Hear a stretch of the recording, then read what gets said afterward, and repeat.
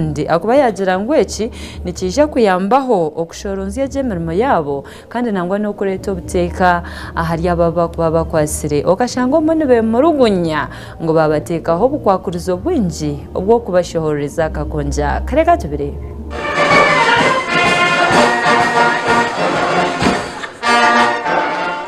Or Director wa Public Prosecution DPP omundu mwihangiri ya Uganda owekitenisa Jane Francis Abodo onarjereyo no kuhiga mukuru wa police omundu mwihangiri ya Uganda bitor honaza kumuresha yona Mountains Okoth Ochora okujagayo kandi hona akateka hintebe kanisa munjinangwa nebigenderaho birungi babana bargayo okuhereza obukonji bwa police enkozevi ningashabu bona abakwa bine mishango ningashi abakwa bari omunkomyo. Police bond. Shouldn't we be thinking of putting guidelines for police bond? There are some offenses where you cannot give police bond, like terrorism. Can you give a police bond? Because you'll wake up one time and someone deep in a morrow has given a suspect of terrorism a police bond. Will you ever see that person? You will never see them. So I think we need to sit down and come up with guidelines on police bond, which are the offenses you can give, which are the, of course, and also collection, processing and storage of exhibits. When I say this, of course, the media is going to jump and say 48 hours. But 48 hours should really be looked at. In terms of, we should look at, do we have enough numbers? Owekitinisa Abodo hona yongere no kushobora ahanshonga yo kugira ngo obwahati bina abantu bake abako bano bakora mirimo ningashiba State Anthony ekyakugira ngo hone ekinke yongera okushanga abantu no basyararo mbehome nangwa no kumara yakire karingwa kandi oshanga ekyo cyarigeraho abantu okuyegekera government omushango nangwa nabekitongore ekyo buramuzi bakugira ngo abantu bakoma abantu okurenza omukire akakuba katekirweyo ningashi omushaha birnina ezo muntu ayine kumara omunkomyo atakarebere mu serikali nagira ngo baheza kutunga ba State Anthony bakumara hona n'abantu bakabambara kuka okuzo mu court kozesibwa. IGP, your investigators will tell you that they go to a particular station and are waiting for one State Attorney who is appearing before 4 judicial officers to sanction a charge. The police officers wait there until evening. They go back. That's one day, almost 12 hours gone. The next day they come back. The State is in a high court session, which starts from 8 to around 6, sometimes even 7. And then 48 hours go, and then we say the police are over-detaining. These 48 hours, we need this conversation. It has to be at the backdrop of, do we have enough staff on the ground? Every State Attorney, every judicial officer should have 2 State Attorneys serving them. But now it is the opposite. It is 1 State Attorney against 4 judicial officers. The judicial officers are sitting waiting in court for the State Attorney to come. So that's the problem we are having now. Kandi ayongere kusima n'ekitongore kya polisi ahabo kugira ngo bwahati nebihome beroho ebibe bikuzire beroho mbihunduzubwa ekyakugira ngo ekyo nikije kuyambaho okugumana babika abasibe kandi baterera kirire kwesha yona babasa kutoroka. I'm so happy to hear about the holding cells that they are being improved. I'm also happy about the introduction of disciplinary courts in all districts. So I'm thinking that the Human Rights Enforcement Act is going to become redundant because I don't think they will.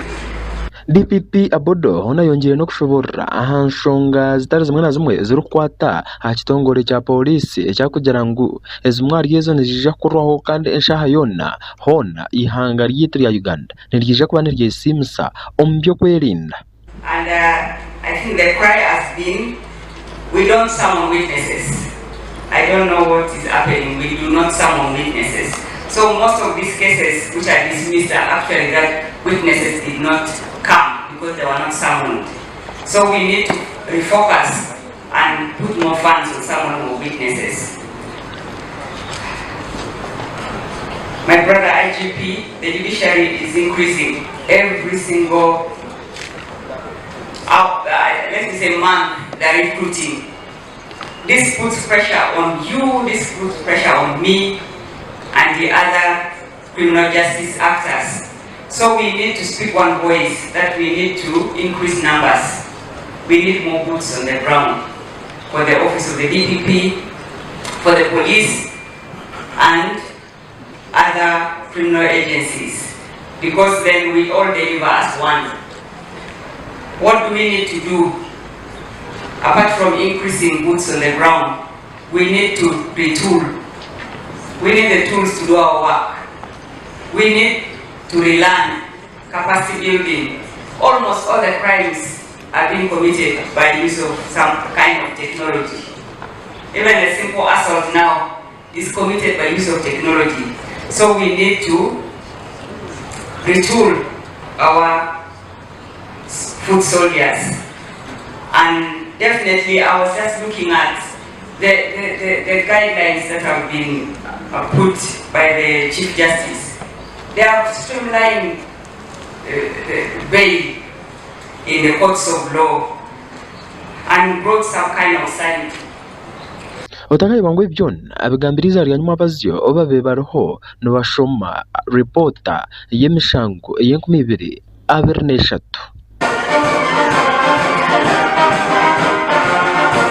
za simekagis ahawa GNTV Agarikwotysa abeka y'omugenzi Serunjoji Pade obinji babiri bamanyanka sobi barge babasa kubana bashaba government okurugaye kata homu nshonga ekuno kuchondoza oko mwana wabo sobi yabase kubana yitwa bagira ngo bwahati bina kashasho kamane ngo kugira ku rugo bwiro bitiraho sobi tubakarebaga kuchondoza kono kurukutebwaho nangwa no kubagambira habwachi hechari siro mwana wabo na yitwa reka tubirebe banywani abeka kandi hona nangwa n'abanyamukago bo mushija orukumanywa nka Serunjoji Pade bintu obinji babemba manyanka sobi hona baragaye no futerera government muranga no kurgayo kutaha mu nshonga zabo kandi etyo hone kabayamba bakakwata abantu bona abarugambwa kuba bisere sobi kandi batyo nabo bakatunga ekiheneso kibashemerire nangwa bakabasa kurgayo bakahereza imyaka myinji mu cyome ahabo kuba ngo bakita umuntu wabo kandi wabatine mushango abahona bitwashanga koto muri butambara bargayo no kucimitaka kumu omuryaba bebembeza abakwejango niba abavu abakoremese shonga zo mukoti kugendo misho ikiba kugira ngo nekintu kibimunonga kandi hona ticyabashemeza bonka bo nibargayo no kushaba obucyuru kwata hobona kubasa kutaho mushongezi bakabayamba tuzize wano tugumbye wano ku ofisi ya RDC kubanga tulaba obutali bwenkanye eri omuntu waffe bamutta kyokka batugamba nga 15 kuzza abasibe twagenda nga 15 ku kooti abasibe tebalabikako tetwalabako yadde n'omu neffe twebuuza owaffe ye gwe batta teyali Munnayuganda oba kubanga bamutta ate tetulaba naki kigenda mu maaso kati saa leero ensonga lwaki tuli wano mu bulumi kubanga tuli bakyala tulina abaana mu abakyala abafiriddwako abami musobola okutegeera embeera mwe tuyita okiwulira tulina abaana abasoma sawa za leero abaana batudde waka omwami waffe bamuttira mirimu gye yali agenza okukola tubonaabona bubonyibonyi tetulina kiki tuzaako tebatubuulira kituufu gavumenti eri eyo tetuyambye kati ffe tuddukirewa Munnayuganda addukirewo olwaleero embeera yeri etyawo embeera yakubonaabona kubanga yabadde taata yabadde buli kimu era embeera eba yakubonaabona abaana batutuddeko ewaka ye kati tukoleki tuddukirewa ngana gye tuddukira yennyini nyini tetulinayo buyambi twebuuza ffe tuzzeeko ki okuwanjagira afande Ochola akulira poliisi sijja kulekerawo okuwanjagira President Museveni atwala eggwanga lino nti mu ggwanga lino okujjako nga bo bennyini baveeyo bagambe nti baabaavu tuyina abawera ng'oggyeko President Museveni tuyinawo baabaavu abalala ne bwe tuba nga ffenna tuli bannayuganda who is above President Museveni ye musajja aw'ekitiibwa kooti era ensonga bwe ziyingira mu kooti President Museveni oba tokyalina kyokyamugamba oba ogenda kooti ekulamule naye tulina baabaavu wenjogerera ndowooza abasinga President Museveni abanyomoola kooti otuuka otya mu kooti nayo n'oyagala ogiremesa okufulumya warrant of arrest okuarrestinga abantu abo bwe toba abaavu asinga kooti ne President Museveni akulaga nti bwe biba biyingidde mu kooti ali under law naye ate gondaga nti oli abaavu osinga President Museveni. Really? Gwe n'ogaana court, n'ogaana regional region yonna. Ku region awo watuulawo omukyala gwe bayita Maureen Crime Intelligence yatwala Katonga region. Waliwo omwami RPC yatwala Katonga region. Waliwo regional CID yatwala Katonga region. Bonna tekuli kavaayo agamba nawa order wano nti you arrest those people. Abebembezi hona nabo baragaino kujumirira ababona abarukwima koti orsa okurgayo kuteka ipapula byaba mu kunkwatere ningashe barakurebe hona bakureta ha polisi kandi abantu bagira ngo hone ikiremise obuhereza bwa government kugenda misho na munongo muri butambara eje bakugira ngo abantu bona bari mu cyange cya Katonga barahomba tunga ubuzubu. Ensonga eno erimu empaze erimu kiwewa erimu n'okufa kwa Sobi ndibona abalala abalumizibwa. Akikulu nnyo eggwanga eryefuga nga Uganda naddala eggwanga erinamu nti ensi kati egenze Uganda egenze ekulakulana. Nti omusango guno gwaliwo misana gwalimu abantu bangi waliwo chance nti already police yasobola okukwatako abantu abawera oba 12 iyo namba eba nnene. Kitegeeza nti mu ngeri emu oba endala gusobola okukwatibwa ne gugwa bulungi. Kyetulina okulwanagana nakyo y'okuba nti waliwo abantu abalowooza nti bali waggulu nnyo mu bire nti singa wabeerawo ensonga abamuganda wa gundi n'abamuganda wa tunadda mu ebyo ensi tugize mabega kubanga buli muntu tujja kutandika okulwana nga buli muntu alwanira mabega wa muganda we newakubadde asobezza oba nga alina ekintu ekigundi. Nze ndowooza bwe nti polisi ekola omulimu gwayo. Omuntu yenna gwe balowooza nti alina kyayinza okuyambako ku polisi akwatibwe agibweko statement etwalibwa state attorney bwaga talina musango kubanga kitegeeza DPP agambye talina musango oyo yatabona musango. Ekintu ekyo kinnuma bwe bamala okulimandinga abantu abo mu kooti bagamba nti badde nga 15. That is Butambala Chief Magistrates Court. Fe 15 zigenda otuuka twaliwo. Ne mu kubeerawo nnina ekintu ekinnuma sijja gaana kubanze saalaba ku musibe n'omu oba gye bali oba baabata sirina kyemmanyi munsonyiwa okuseka simanyi oba abasibe gye bali oba baabata sirina musibe gwe nalaba ku kooti. Abantu bongera nangwa no kushumirira abo bona bakuremesa tebekanisa za government okugenda misho kandi hone bakugira ngo nangwa naba RDC ningashi abajoki aba mukuru wihanga tebakozere cyamani okubasa kurumara ho nshonga z'amataka ngo aho kuba nshonga z'amataka nizo zoronzo yongera kureta obwisi obwangane kandi nangwa no bwinazi ombyanga byabo. Olwenso bali badde bagamba RDC bibayamba abantu okubba amataka nitukizuula nti fega abantu abakulu otagende nga tutambula nga tuyamba abantu bano oluusi amataka gajja kuvaamu okufa kungi amataka gajja kuvaamu ebintu ebirala bingi. So bwe tuba nga tuzze tuwuliriza ensonga abantu abali tubatabaganya ne tubayamba okuba nti bakola ki bakwatagana ne tusobola okwewala okufa kw'abantu. Ekyokusatu tusobola nti omuntu omu asobola okujja mu kitundu n'agoba ebyalo 2 oba 3 oba 4 lwa nsonga abantu be tugoba ku mataka ne tufunza enkya be bajja okuzaala ab'amagye n'abapoliisi n'abantu ab'amaanyi ate obutono butwalowooza nti twasobola obbunyaga nga tulina obuyinza ate bajja kujjeera ogenda okesanga ate naffe abaana tetulina kye tubalekedde. So nze ndowooza nti kesi zino bwe zibeerawo ffenna tubeere concerned wabeereyo abantu abali concerned abajja okuyamba ennyo mu bintu by'amataka bintu by'emisango gino egivuddemu obutemu bwe twandibadde tusobola okuba nga tusobola obavoidinga ngira awantu wonna kuba bwe banga ebuuliriza ku kyapa kitegeeza nti bayinza okulowooza nti ekyapa kiri forged. Naye ate ekirala kyempuliddemu kitulina okuba nga twetegereza ennyo kwe kuba nti wandiba nti waliwo owooluganda waabo abatweberezebwa okubeera mu musango guno ayinza okuba nti omu ate kubefudde ba investigators mu anti-corruption. That one cannot allow it. Ekyo tekisoboka kukola ki tekijja kusoboka lwa nsonga bw'abanga gyali omusango guno agwejjemu because bwe kiba nti nze ndowooza nti amaanyi twandisoze tugateeka nnyo ku kufa kw'abantu. Za asimwe ahabwa GNTV Agarikwotysa. Twagumizamu gavumenti y'ihanga rya Uganda lyabasa kuba nergayo n'okushobora hanshonga ziba kugira ngo abo abarwanireho orutaro kandi bakurwanirira gavumenti ero bwatabinja kumenya ko aba veteran butubari kubafaho rwo kugira ngo eri ni kurimbi erigenderire okubana riterizi na ribi gavumenti ero bwahati katubirebe. Bantu bangi bavuddeyo nga bakomplaininga twarwana naye nga tebamanyi wawe bagwa. Kati ng'oyagala okufuna nga warwana ogamba jjajjange yarwana taata wange yarwana naye nga yakozesa mumbi, mbadde mbasaba abatulaba eyo mugende embuya zibasasulira abalwanyi abakozesa emmundu.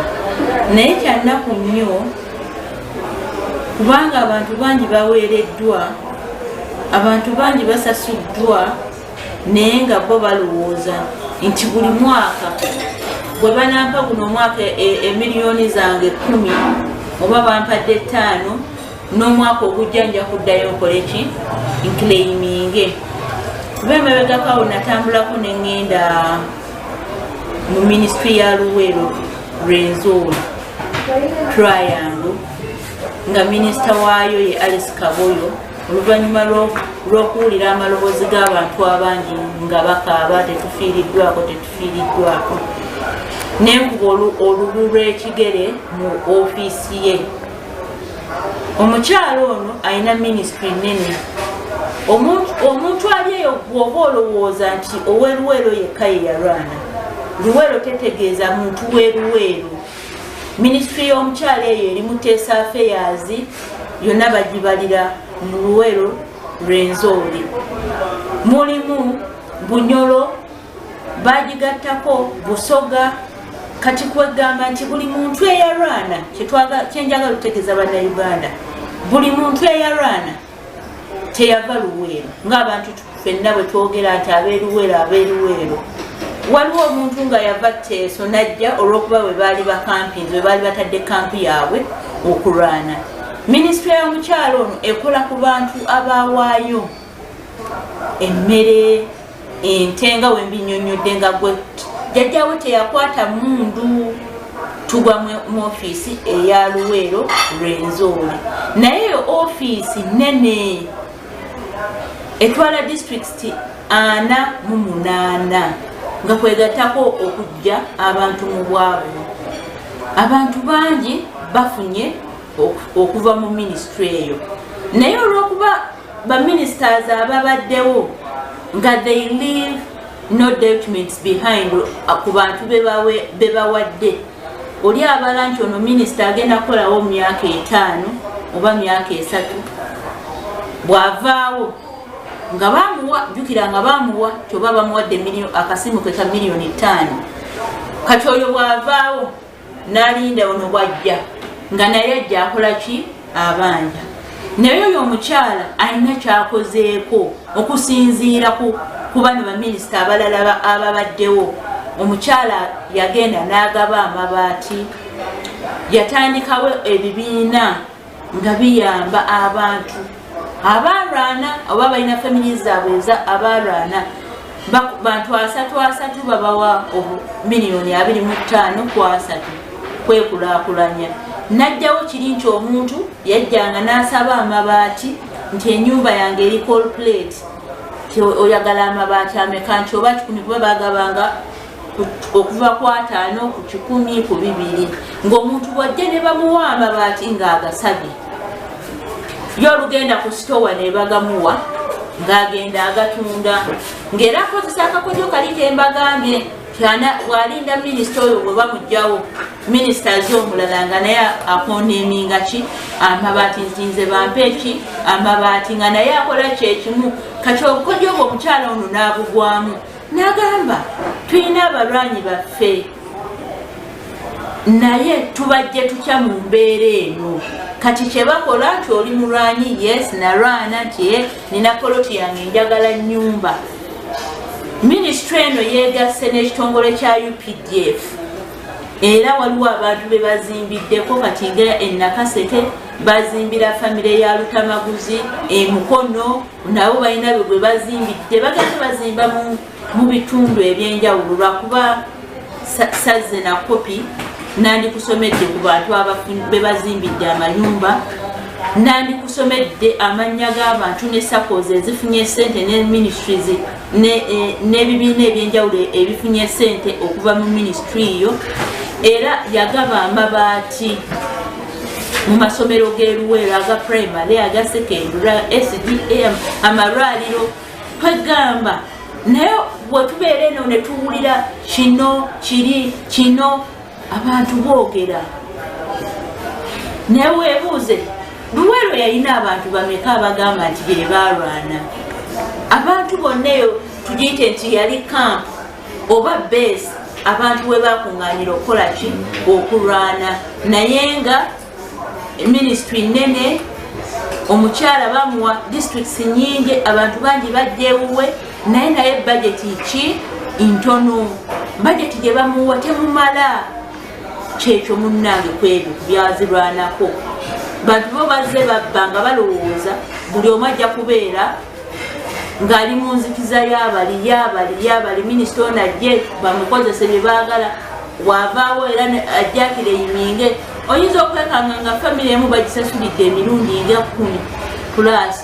Ate era woba oli eyo nga oli mulwanyi, tulina ofiisi y'abalwanyi wa Haji Sseddunga ebaddewo ebbanga lyonna, omuli Mwami Kabandwa. Mugende muwandiike, ajja bagayidinga lunaba mugwa mu ministry, kubeera bwona ogende mu ofiisi ya Madamu Kaboyo ajja gamba abalwanyi twabakwasa Haji Sseddunga, kuba ewa Sseddunga we wasuusulirwa nti ono ye tumumanyi, nti ono taata we yali gundi. Naye munnange tukaaba ng'oli eyo nti waleeta gavumenti. Zasimeka Jess ahawa GNTV Agarikwotysa. Ariyo mnyishenjero wishaza lyakira municipali ogon honorable Ibrahim Semu Uganda yargoye abasakubana leta obujurizi omwishenjero elburu koreka ngumukuru wihanga Western Sewereka kuta 7 tubahabura kwa inishemero omur Kanyaryeru no muri Nyabushozi konka Western sa Betty Among yargoye abasakubana mjirango arete okuchondoza koku haba harumo Thomas Tayebwa arukwebembera ishenjero. Reka tubirebe. Bwanyuma y'oryo mwishenjero wishaza area municipali eyakira ogunwe honorable Semu Uganda Ibrahim okurigaya kaletaho engambo ziri kugira ngoro mukuru w'ihanga rya Uganda Western Sayweri kaguta 7 tubahaburwa sebarwanyi ngwa inishomero omuri Kanyaryeru omwishaza area Nyabushozi kandi kiri kwikirizibwa ngo hakubana nicyo kiriyoni kitera amashomero mingi ya mutwe hamwe na nentekateka za ministry ebyo bwegese ngo ziriyoni zitwaza amaguru make bakargayo bamutuma obujurizi oburukwereka ngo mazimako mukuru w'ihanga rya Uganda ainishomero omuri Kanyaryeru omwishaza area Nyabushozi we honorable Ibrahim Semu Uganda akargayo yahamiza ishenjero rya Uganda arikubagira ngo namazimako mukuru w'ihanga rya Uganda ainishomero eryo ngo kandi obujurizi naiza kubuleta ngo abantu nibiza kutangara ngo kandi naiza no kuleta obujurizi oburukurenga obarukwenda mbwenu obaye bari mu rushitamo rw'ishenjero izoba rya nyumazyo oyikinisa honorable Ibrahim Semu Uganda argireyo ya leta obujurizi oburukwereka ngo Museveni namazimako ainishomero. This privilege under Rule 59M, I will need your guidance on how it can be processed. When we are debating a statement on school fees, I did raise issues, I don't have to repeat them, but particularly about Kanyaryeru Primary School and other schools operated by the President. The presiding officer asked me to present evidence. I reached out to him on the following day, but I was surprised that as I was assembling evidence, my submission was expunged. And not only was it expunged, but one of the colleagues who raised the point of order was on Twitter celebrating, actually accusing me of bigotry.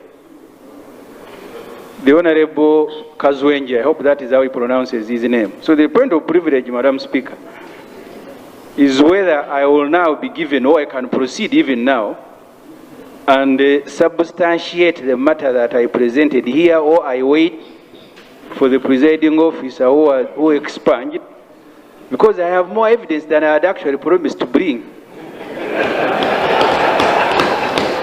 And Madam Speaker, that evidence is here. So if you allow me, I will straight away come and lay and present it. So I need your guidance, because my reputation cannot just be damaged just like that. Kawe oryo mugambirizi w'ishengero rya Uganda oikinisa right honorable Anita Aneti Among tayikirize ngo arete obuzurizo bwo nuko kumugira ngo aburete bwanyuma yo wabire ari mu ishengero izoberyo oikinisa honorable Tayebwa Thomas ngo karashitame mu ishengero yakikisa urukiko ningasoro shitamo rw'ishengero nubwo arete ensongezo ngo akuba we tubaramugambireho ahanshonga nizo zimwe. Anyway, that is if some people have a reputation. Can you do that when the presiding officer is here who handled it? Because I don't know what it was. I have not been briefed, and the fact that it was expunged, it is not in any record, so I can't read it anywhere. Honorable Laibi. Thank you very much, Honorable Speaker. Madam Speaker, I want to thank you. In the honorable members, first listen, Ibra is on. Speaker, I wanted to invite you to the judgment of Constitutional Court and the Supreme Court. During the processing of the Majezi bill, the one that made Mr. Museveni life president, the argument by those of us who went to court was that, Madam Speaker, on matters of constitutional, there must be consultation. And not just consultation, but adequate consultation. Court ruled, and Parliament can look at the judgment, that matters of constitutional nature cannot be rushed, even if it is one sentence. I was inviting you, Madam Speaker, with humility, that you consider extending the time at least. Honorable Ibrahim Semujunganda arjiyo kandi yayereka no butashemerwa we ahanshonga ningashi amateka neberagiro bakwenda ngo bahinguzeho omukanya kace munonga nuko kurgaya kabagira ngweberagiro na namateka mbabasa kubihinguza ahamyanya ningashi ombwire obari kwenderamo ngumwenu bayenda nababihinguza umwaka gurukwiza ngwakuba iguru turukwenda kugwa. Yes. Can I conclude, Madam Speaker? Can you conclude? And when I'm talking about within 45 days, 45 days can even be 1 day.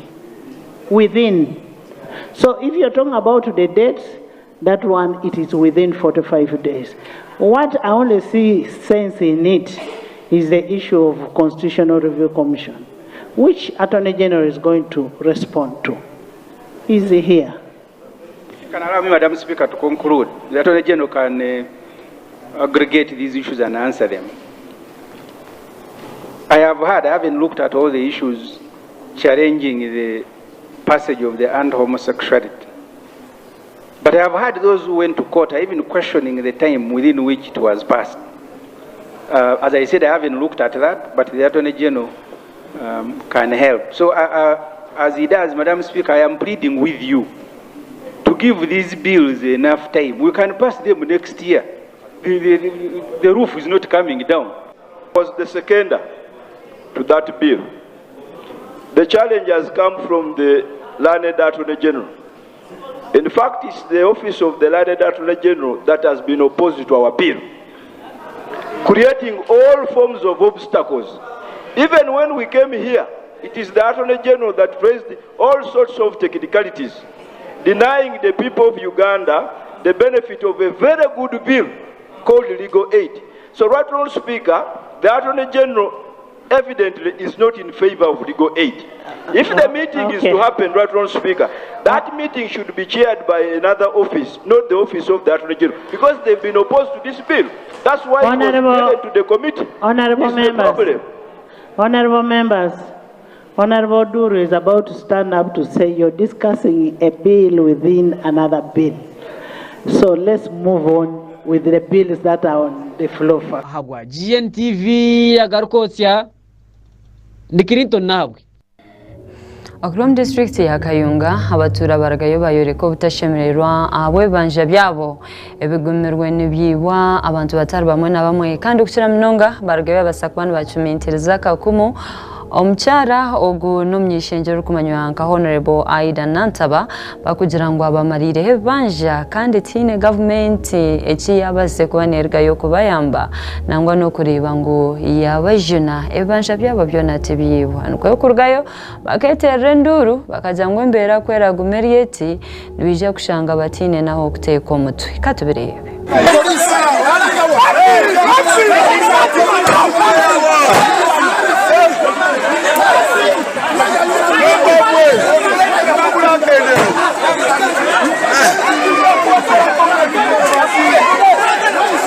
Abatura abo mu district ya Kayunga bariyo nibaraganjire ko man bacura bwashesha bwira bashobangirwe omukano mu kibira nibajangwa bebembezi babo bariyo nibabehindukana nibehindura omuhini nkempango mbenu bwa hati oriyo munyishengero mucyara abwa district region yemwe ya Kayunga Wechtin sa Honorable Nantaba Aida Eriosi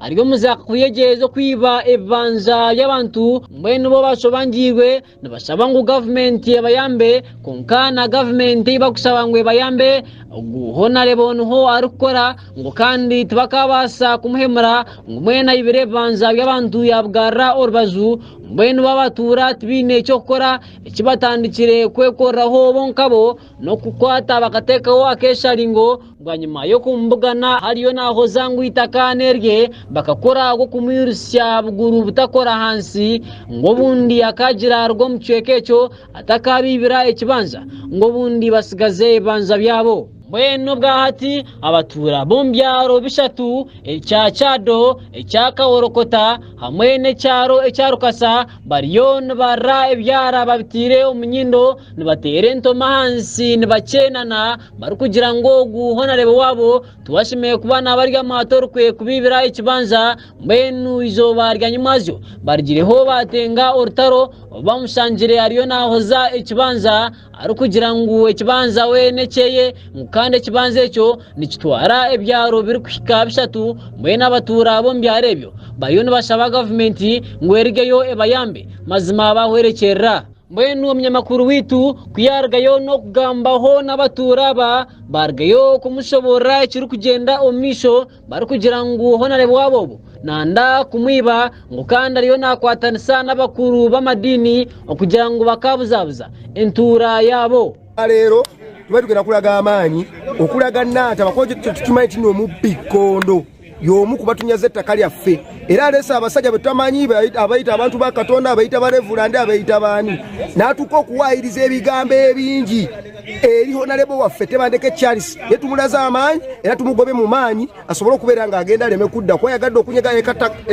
40 ku ttaka eri mugobola lye Kayonza mu district ye Kayunga ku kyalo kye bayita Lugasa isiti Lugasa Kyato Kaworokota olona bageza okutambula okubeera nga bafuna amataka naye tumulabulabuzi jakomye akomeyo nga watusima tusolera agende aleme kuddamu kumanyira ttaka lye waffe kuba talina bukakafubulaga ndi wabe bakola ki bagula nti ekyapa kyalira tujja gamba nti no kitufu lwa nsonga n'abatabani b'oyo gwe bagamba nti nno gwe yagulako tebakakasa nti nno yakola ki nti nno yatunda nti oba kitaabwe yagula nti kitaabwe yabaguza era Levulandi byalina byonna bijingirire ffe we tuyinza okugamba kubanga omuntu otamanyi wawe wagula wenkana watya wayita luddawa toyinza tugamba nti nno we wagula wo naye nga tomanyi tolaba nko yadde chairman LC1 LC3 yadde oba omuntu yenena ayise mu banene beerere. So pamoja na hayo wanataka kutufukuza na sisi hatuwezi tukakubali kufanya nini kutufukuza kwa dongo hilo. Na mtu huyo mwenye anataka kutufukuza kwa dongo amemaliza karibu miaka 4. Anasema dongo ni lake na lakini hajui dongo inapita wapi inaanzia wapi. Anasema iko na ika 40. Na ika 40 hizo hazijui zinawaza wapi zinakwama wapi. Anasema zinawaanzia Kaworokota, zinakuja paka Chado, zinakuja paka Lukasa. Na hiyo ni uongo. Na chapa chenye analeta kutuonyesha chapa ya uongo. Ile taito sio taito ya haki, ni ya uongo.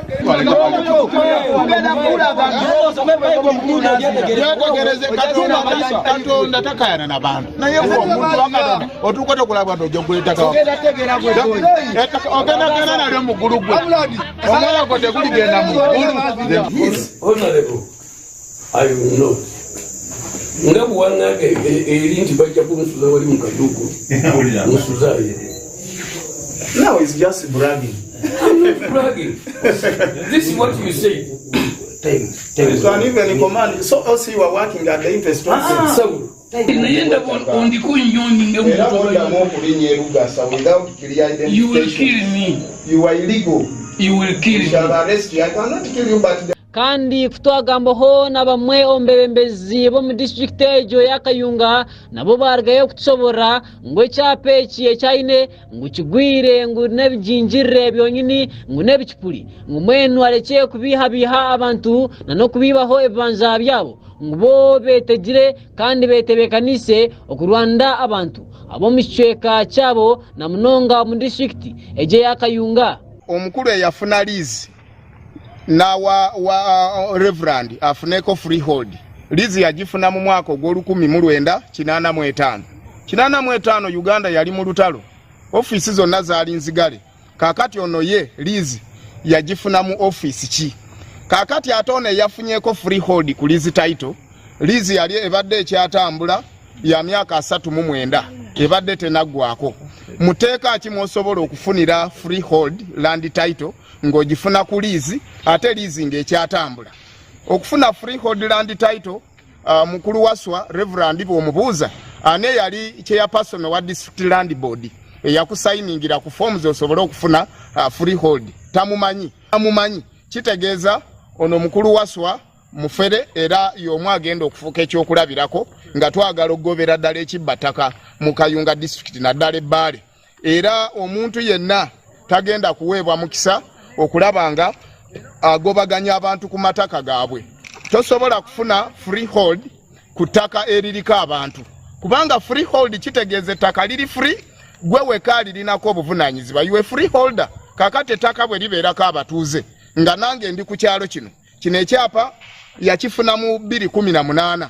Meeting yakubwawa nange ku kyalo saaliko chairman tamulabangako wa Kayunga district omukyala ate yakulembeddemu omuntu alina ekyapa ekyekifere bwe kiti ng'amuleeta okumwanjulira abantu nti ono ye landlord omutuufu mumukirize era ggulewo empenda. Omubaka honorable member of parliament nga walina minister w'ebyettaka eno ensobi ebeera ntono nnyo era nga mba sigikusuubiramu.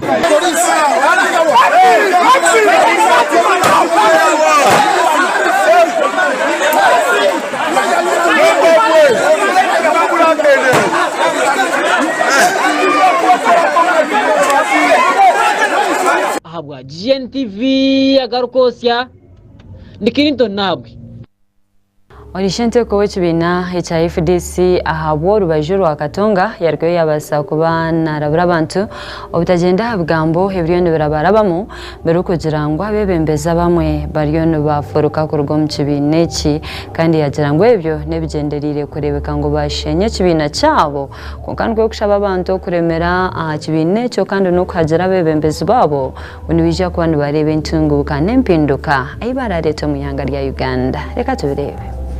And many didn't think we'll be here today, but here we are, alive and well. Well to know. Now, I introduce myself. I am, what am I? Ambassador was Swahili Gwa. your party chairman for the last 8 years, and I have enjoyed every bit of it, including climbing walls. Yes, last time we met here, I had to come in a special way. They thought they would stop us. They deployed hundreds of soldiers, policemen, plus 250 kifes. But they could not handle the boy from Katwe. Following the resolutions of the Extraordinary National Delegate Conference that was held here on 19 September 2023 at Katonga, the country will recall the attack on a meeting which was duly called by me, under the powers vested in the party chairman by the party constitution. In successfully holding the Extraordinary National Delegate Conference to plot to usurp the constitutional powers of the office of the FDC chair were foiled. The plot to capture the party were equally exposed.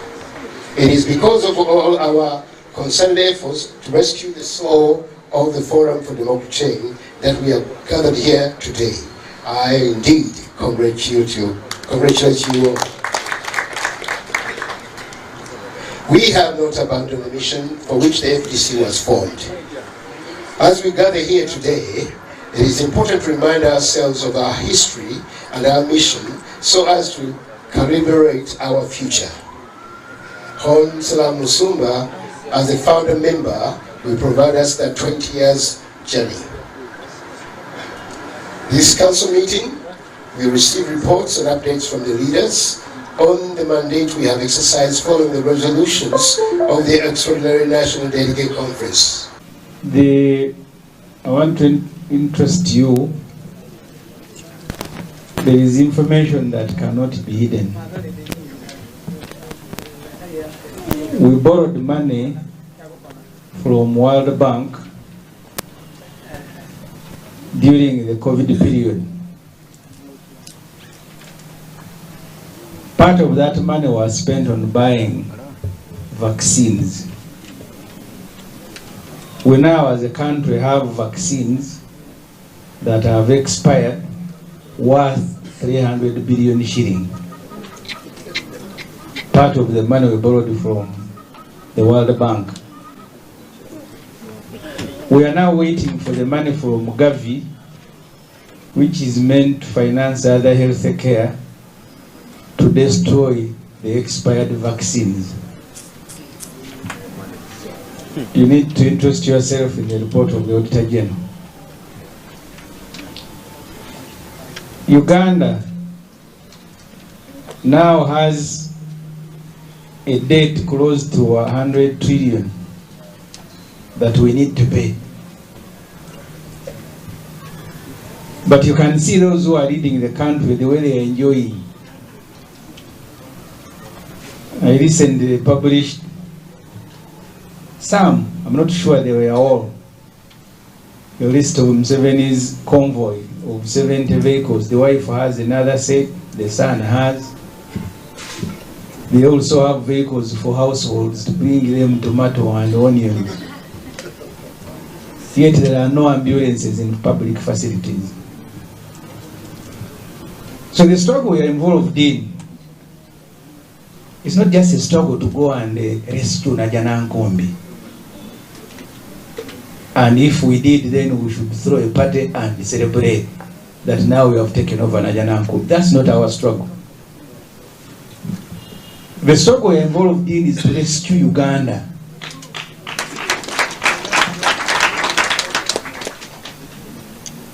Dr. Besje and his colleagues who went to Luwero, at the time of departure from Uganda to go to Luwero to fight, they were Uganda Patriotic Movement, UPM. He knows when they became NRA.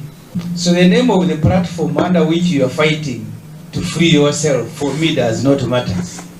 Otherwise, Dr. Besje and those with whom they went to Luwero would have returned here as Uganda Patriotic Movement, but they returned as NRA. There are people who are sentimental about this, and I know now I am scratching your own. When you think about the journey the Honorable Sarah Musumba has spoken about of 20 years, there are those who can't let the FDC go. They would rather go and get buried with it. Please count me out, and I want to apologize to you. I want to be and spend the rest of my career fighting to rescue Uganda, not fighting to rescue Najana and Kobe. Those who are there are crying, so I go and join them and we do what.